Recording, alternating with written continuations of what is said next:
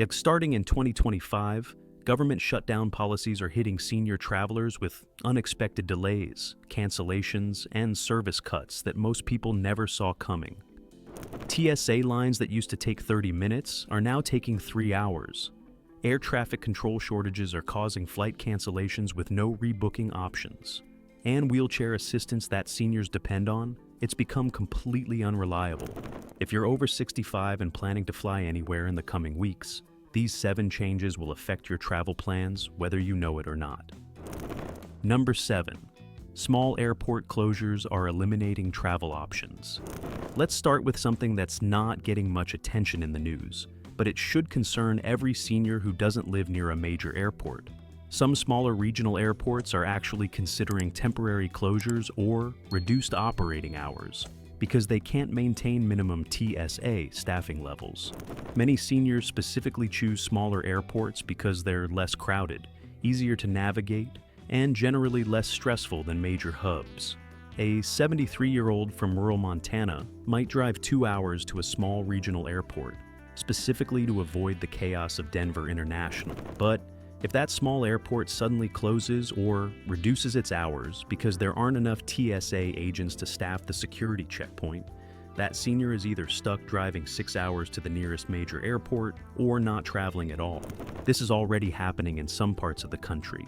Small airports that serve rural communities with higher than average senior populations, are operating on skeleton crews or reduced schedules. For seniors in these areas, the shutdown isn't just making travel inconvenient, it's making travel impossible. One 67-year-old farmer from Nebraska was supposed to fly to his daughter's wedding in California. The small regional airport he always uses had to close its security checkpoint 3 days a week due to TSA staffing shortages. His flight was on one of those closed days. His options were to drive 8 hours to Omaha or miss his daughter's wedding. At his age, with his health conditions, that 8-hour drive wasn't realistic. He missed his daughter's wedding because politicians in Washington can't agree on a budget. Number 6. Baggage claim has become a complete disaster zone. Even if you manage to survive the security lines and actually get on your flight, the problems don't end there. Baggage claim areas at airports across the country are becoming chaotic disaster zones because the support systems that keep airports running smoothly are breaking down. While baggage handlers themselves aren't federal employees, the coordination systems they rely on are managed by airport operations that are severely understaffed right now. The result is longer waits for luggage, more lost bags, and virtually no customer service when things go wrong. A 66-year-old retired nurse from Ohio recently flew to Arizona to visit her daughter and new grandchild. Her bag, which contained all her medications, including critical heart medication, didn't make the connection.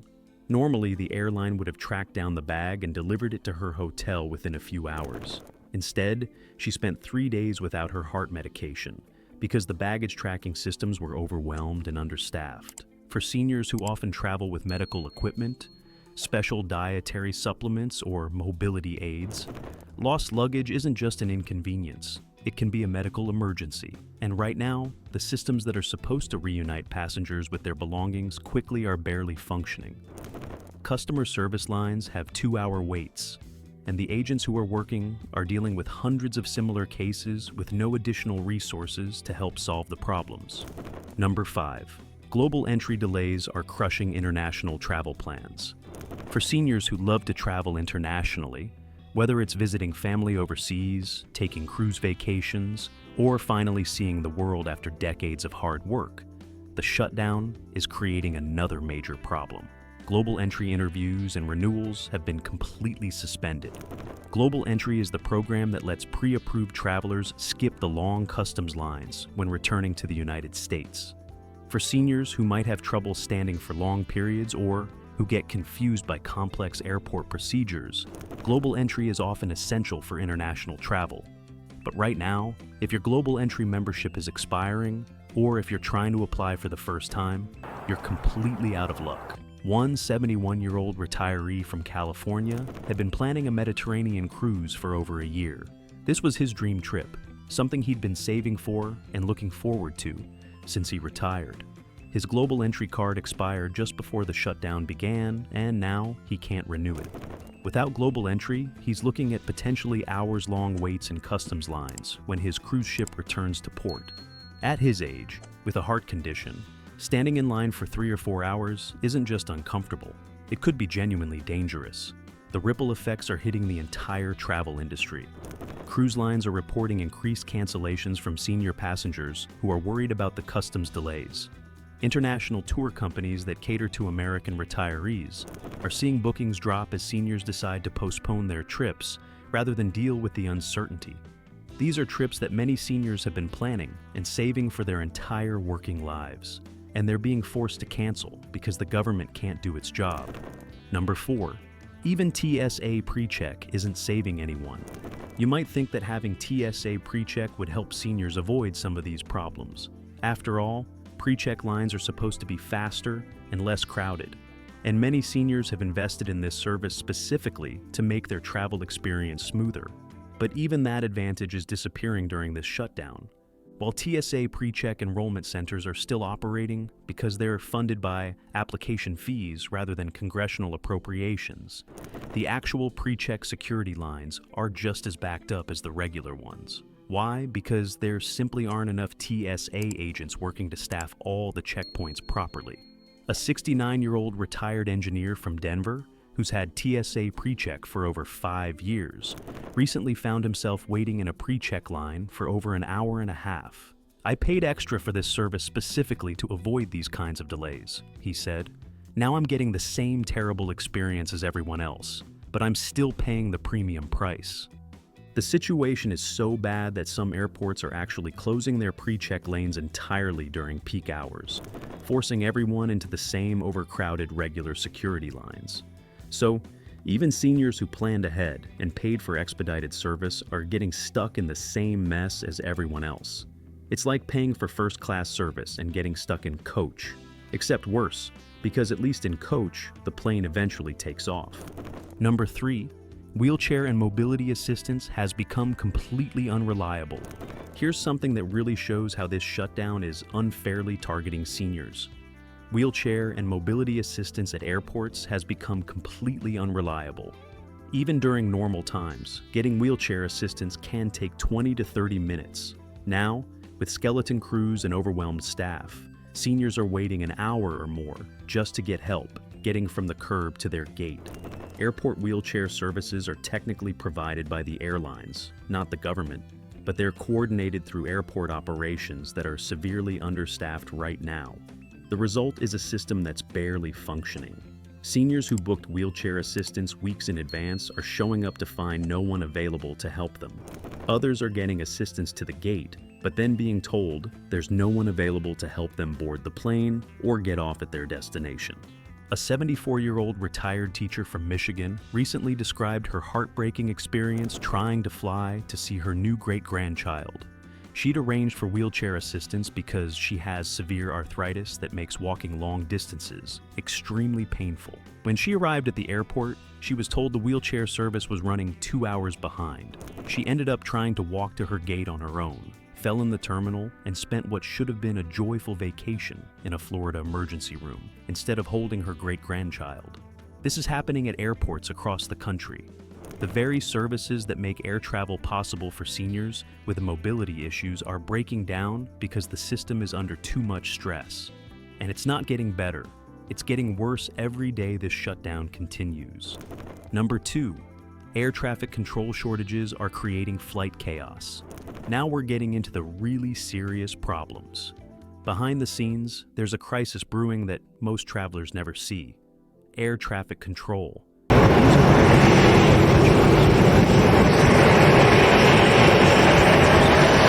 They're working incredibly stressful jobs that require split-second decisions and absolute focus. And right now, they're doing it without paychecks. During the last major government shutdown, some air traffic control facilities saw staffing drop by 20% or more. When that happens, the entire aviation system has to slow down.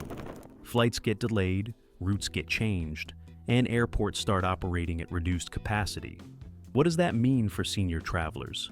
It means that flights scheduled to leave at 2 p.m. might not take off until 8 p.m., or it might get canceled entirely with no clear rebooking options. For younger travelers, a delayed flight might just mean missing a business meeting or having to reschedule dinner plans. But for seniors, especially those with medical conditions or tight medication schedules, these delays can be genuinely dangerous. Imagine being a diabetic who planned insulin injections around a specific flight schedule, only to find yourself stuck in an airport for 12 hours, with no clear information about when you'll actually get home. One 68-year-old woman from Tampa was trying to get to Cleveland for a critical medical procedure. She'd been waiting 4 months to see this specialist. Her flight got delayed 6 times over the course of 14 hours before finally being canceled. By the time she could get rebooked on another flight, she'd missed her appointment. The stress of the situation triggered a panic attack that landed her in the emergency room instead of the doctor's office she desperately needed to reach. These aren't just inconveniences, they're life-altering events that are happening because our government can't function properly. And seniors, who often have less flexibility in their schedules and more serious consequences when travel plans fall apart, are bearing the brunt of this failure. Number 1, TSA security lines have become senior citizen hell. And here's the absolute worst part. The number one way this shutdown is destroying travel for seniors. TSA. Security checkpoints have turned into absolute nightmares for senior travelers. During previous government shutdowns, TSA sick call rates have spiked to over 10%. That means 1 out of every 10 security agents who should be working simply isn't showing up. And honestly, can you blame them? These men and women are being asked to work full-time jobs without getting paid, while their own bills pile up at home. But here's where it gets really bad for seniors. Those TSA agents who do show up are stressed, overworked, and dealing with equipment that isn't getting proper maintenance because the technicians are furloughed. Security lines that used to take 20 to 30 minutes are now taking 2 to 3 hours. And unlike younger travelers who might be able to stand for hours or quickly adapt to changing situations, seniors often need more time, more assistance, and more patience from airport staff. A 72-year-old veteran from Phoenix recently shared his story about trying to fly to his grandson's wedding. This man served his country with honor, worked hard his entire life, and was looking forward to one of the most important family events of the year. He arrived at the airport 3 hours early, thinking that would be plenty of time. Instead, he spent 4.5 hours just getting through security. He missed his flight, had to spend the night sleeping on airport chairs because all the nearby hotels were booked, and missed his grandson's wedding entirely. Think about that for a moment. A man who served America, who did everything right, who planned ahead and arrived early, missed one of the most important moments in his family's life because politicians can't do their jobs. This isn't an isolated incident. It's happening at airports across the country. Seniors with mobility issues are finding themselves stuck in lines that snake through entire terminals, with no place to sit and no clear timeline for when they'll actually make it through security. Those who use wheelchairs or need assistance are facing even longer delays because the support staff is overwhelmed and understaffed.